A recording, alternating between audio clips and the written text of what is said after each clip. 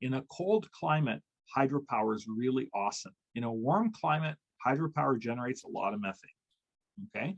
So in fact, I'm working with a company that's working on cleaning up the methane emissions from hydropower in warm climates, which is quite interesting work. But that's one of my private clients that I'm dealing with.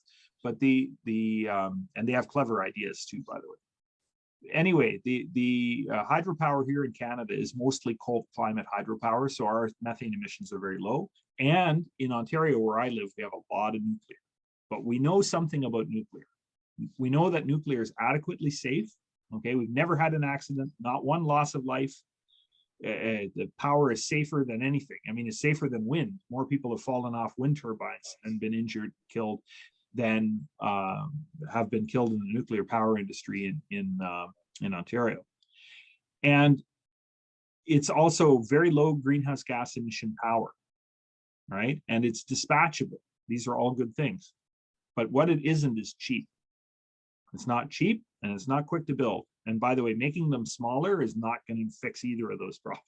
It's going to make it more expensive. So nuclear, it's, you know, the way I've always said it is that if you think you can afford nuclear, you should build it. We're not gonna, we know better. We're not building any new ones.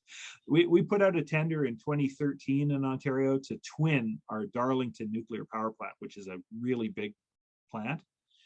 The bids came back so astronomically high that everybody said, yep, we're done with that. We're not doing that anymore. By the way, we're refurbishing our existing Darlington plant right now. The refurbishment cost is the same as what the plant cost to build. It's $13 billion just to refurbish the plant to keep it running another 20 or 30 years. And that's a good expenditure of money because we're already in, you know, as they say, in for a penny, in for a pound. But is nuclear sort of the most difficult task at hand, because you see so many countries have different strategies and maybe both sides have great arguments. So is it fair to say that nuclear actually is a very hard trade-off because the investments going in and whether you already have the infrastructure and culture of building it? I don't know. I'll explain to you why I think nuclear is done. It's really simple. Nuclear's value proposition is the fueling cost is almost zero. Okay, uranium costs nothing.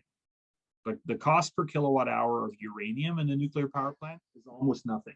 The value proposition for nuclear, however, is that you have to make as many kilowatt hours as you possibly can, because if you don't make as many kilowatt hours as you possibly can, every kilowatt hour costs too much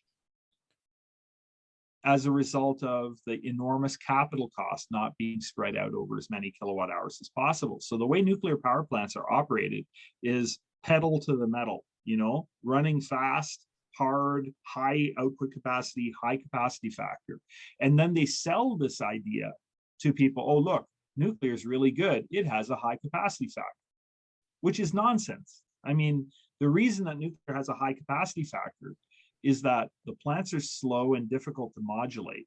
And because you never want to turn them down, because otherwise every kilowatt hour gets more expensive. So the big problem for nuclear is it doesn't play well with wind and solar that are cheaper. I mean, wind and solar are way cheaper than nuclear. And so if somebody comes in and eats half of nuclear's prepaid lunch, every kilowatt hour that nuclear makes just got twice as expensive, and they're already too expensive. So forget it. Nuclear's done. Done. Finished. That's very interesting, because so many countries are gearing up nuclear because we have a absolutely. terrible situation in Europe. If you've got right? a totalitarian regime, or you've got a regime where, you know, government and industry are kind of hand in hand, and people are leading the public off in whatever direction they wish, you can get away with it, right? I mean, that's how it happened in Ontario. Now in Ontario, let's be fair, in the 1970s, when these nuclear power plants were being built, 60s and 70s, the alternative was coal.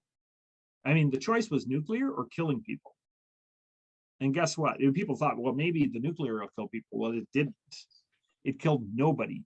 And the coal would have killed hundreds of thousands of people prematurely. So guess what? It was a great, I don't care what the damn electricity cost. It saved people's lives. But guess what? We've got alternatives now.